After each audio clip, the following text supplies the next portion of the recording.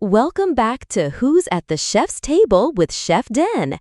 This week, Chef Dan and your hostess, Doris WithaD, sit down with Robert De Giorgio, the owner and operator of Bayside Grill and Sunset Bar, representing the second generation of the founding family.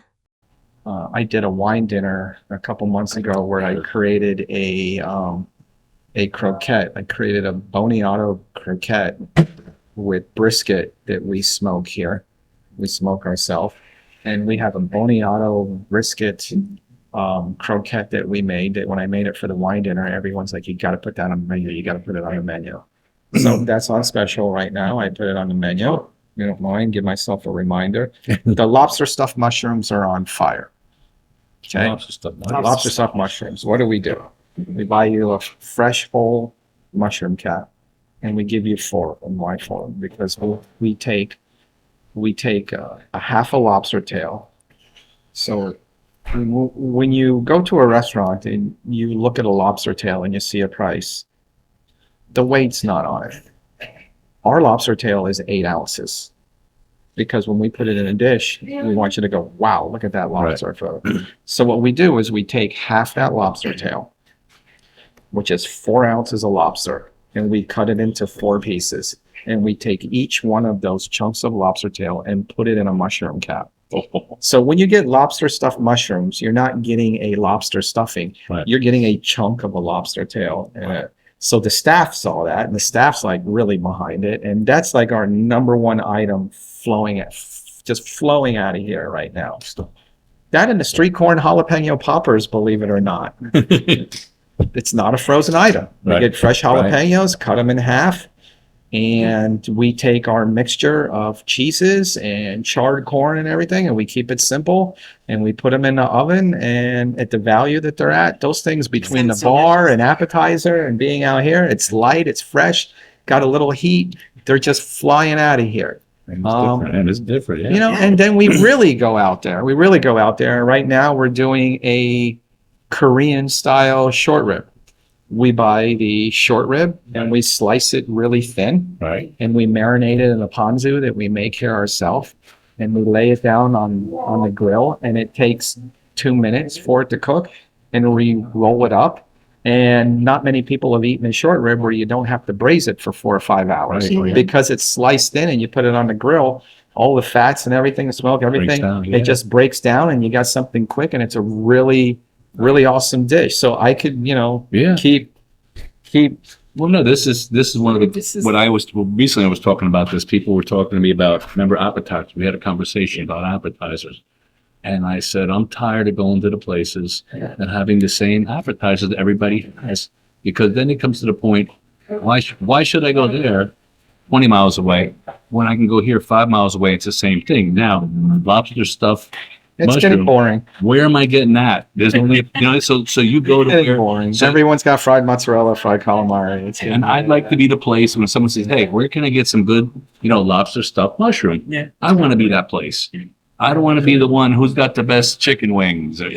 Everyone's got that. That's so the creativity. Being unique is a key. Yeah. I think, to being successful. That's what brings people here. So when we moved here and purchased this property in 1991 and 1992, I was only 25 years old, and it was a family business. And what do you want to do? And we, at the time, before we even opened our first restaurant and first store, said, no offense to nobody, everybody's doing a good job, everybody's got business, other restaurants, but we want to do our own thing. Right. Do you want to go and try this place? No. I don't want to take nothing from nobody else. I want to create my own thing. And it gives you a lot of gray hair, a lot of challenges, more difficult, not always successful. But we've always made the effort to do our own thing and listen to our customer at the same time. That's important. The customer tells you what they want. If it's the same thing somewhere else, then that's what you do. Right. Well, that's a lot. I mean, off camera, we had talked about businesses that go under and all. And I always tell people, because they always come to me, why? A lot of business failure is ego-driven, where it's like, okay, they sell meatballs. but you haven't had my meatballs. And it's like, okay, even if yours are good, you're splitting that 3 ways. You got to be different. You have to, like you said, be true to you. Do what you do. Don't try to be everybody, because, we've seen places. Remember the hamburger place? A hamburger place opened across the street from a established hamburger place. 9 months, I think it was. Just about. 9 months they went out of business. The secret was that was a chain. The one that went out of business, they didn't do their homework. The one across the street was the same chain 20 years ago. Oh, really? So it's like, but when you talk to the owner, you haven't had, it's like, you have to listen to your customer. It's the only way to grow. Like you said, you have to listen to the customer. The gift is they're telling you what they want. I mean, my family and I, we can make what we want to eat at home. That doesn't mean you just take what you cook at home and just open a restaurant. So we're in the Keys.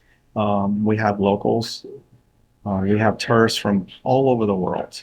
One of the most interesting experiences of living in the Keys is the diversity of people that I've met and conversed with from all areas of not just the country, the world. Absolutely fascinating. Like I said at the beginning, you're creating a memory. We've trained a staff, built the kitchen in the front of the house. People come here to visit, even locals that come down from the mainland. They come down here for the weekend. They came here for a visit. You're creating a memory. They're going to leave and they're going to remember the experience they had with you. So you have to remember that. You have to ingrain that in your head. And like I said, it's not easy. Doesn't mean you bat 100%. That's Now I got my curveball question I always ask all the chefs. She kind of alluded to it, but I always ask all the chefs.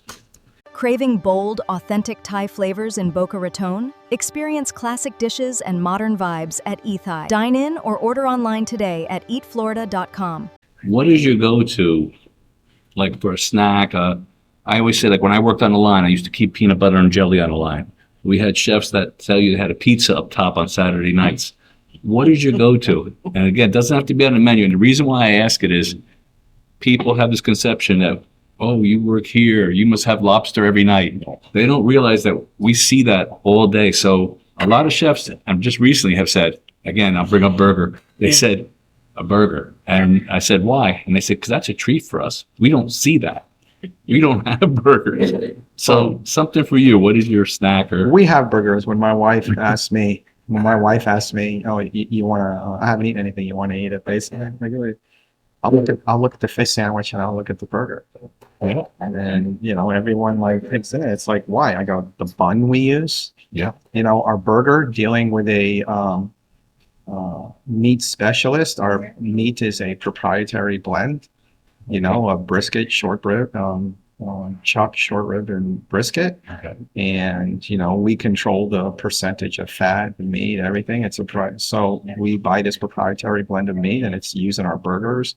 It's used in our meatballs. It's used in our lasagna at the other restaurant. We use it in everything because it's such a good product. So when you eat the burger, everybody's like, I don't know what it is, but that's a damn good burger. Yeah. The source of the American cheese, it's not a block of American cheese. It's cut into 180 slices. It's a block of American cheese. It's cut into 120 slices. So I'm giving up 60 slices to give you a better American cheese. The pickle that we put in it, the pickle is a sliced pickle. The tomatoes fresh. The leaf is just, I don't know, the bun, I love our burgers and I love our fish sandwiches. Yeah. Well, Nothing wrong with that. But this is what we look for. Yeah. I always tell everyone I worked in a place for a banquet hall for a while. And we had weddings, lobster and filet mignon every night. And guess what I don't like? Lobster and filet mignon. After you have it so many times, it's like. That's enough. Yeah. Time for something new, something But, different. I love that. No, I don't sit there and eat a $50 meal every night. No, and again, because you, first of all, as we know, talking to you now, we know that you develop these things. So you had that $50 meal 100 times already. I like fresh stuff. I like to pick at the fresh fruits and vegetables that we get through our produce company. The chicken that we buy is brought in once a week to us from North Georgia. You know, it's a special chicken that never sees the freezer. So I love anything to do with chicken. I'll make a chicken sandwich, just diced chicken. I eat chicken some way or another every single day also. You know, actually one of my favorite things here at Bayside is our fried chicken, because it is a Bell & Evans boneless chicken thigh. Wow. And we take the absolute fabulous product that Bell & Evans creates, and we're able to create this value for you. We take it and we cut it into 4 chunks, and we have a fried chicken dish. We offer it for children. We offer it for Sunday brunch. We offer it on a salad. And outside of fish, the fried chicken is probably what flies out in here more than anything. No, so you don't have to, what do I call it, over ingredient anything. No. You know, Good ingredients, handle them properly. good quality ingredients. We always say, when I see, we're from Fort Lauderdale area, and we see burgers, and they put this, that, and I sometimes I say to her, I wonder what the burger tastes without all that. And you know, we did a burger series. It was this year in July. We did a burger series, and I went to the old iconic places, and we ordered just plain burgers. And people went nuts. Oh, you haven't tried this one. You haven't tried that one. And I said, because when I looked at the menu, they don't have a plain burger, or if you do, it's like extracting teeth to get the burger plain. You don't want a burger with a mac and cheese cake on top No, of it? no, I don't. No, I don't. Top with some, garlic aioli. That's the new. But that's the whole thing. Is if you have quality ingredients, you don't have to over ingredient. Yeah, like that hot honey thing. I still don't Oh yeah, get the it. new thing on It's pizza. Hot huge. honey. It's flying out of here. Honey, Is it? hot honey. Actually, one of the new dishes that's going to go on the menu is we use these sugared Belgian waffles, Right. and we're going to take the Bell & Evans fried chicken that I just told you, and we're going to do an entree with the Bell & Evans fried chicken. We're going to do an island version of chicken and waffles. Okay. So we're going to take the chicken and waffles. We're going to put the Bell & Evans fried chicken on it, and then we make our own hot honey. So we steep honey with a garlic chili paste that really gives it some kick. Okay. And we're going to drizzle it. But then when you come here and you eat our homemade bread that comes with your dinner, we make a honey key lime butter that goes with that. Okay. And we're going to take that honey key lime butter and put that on top of there. So you got a lot of homemade ingredients on there. That when we reprint our new menu, that'll be one of the new entrees on there. And to finish it off, what makes it islandy, instead of a traditional French fry, we have these lovely crispy Yuca French fries that we like. Oh, I love them. So we're going to put it with Yuca French fries and a cilantro crema to dip Oh, the yeah. French fries. So that's one, the menu's not out yet, and I'm already in love with that dish before it's even gone out yet. Make sure we get it so we can put it out. But that doesn't mean it works. It means I I like the idea, but It's true. It goes back to like what I said. Doing carbonara. Nobody knew what carbonara. Now everyone knows carbonara. Oh, yeah. They thought it was actually burnt. Like, why would I want burnt pasta? But yeah, just because you like it doesn't mean. Now the question I was going to say that'll sound stupid, but Dork usually asks this one. But in this case, Go ahead. Chef Dan and Doris WithaD want to say a big thank you for hanging out with us on Who's at the Chef's Table with Chef Dan. This has been a SoFloDining production. We invite you to pull up a chair with us every single week. Make sure to tune in every Wednesday at 6:30 p.m. for a fresh episode. See you then!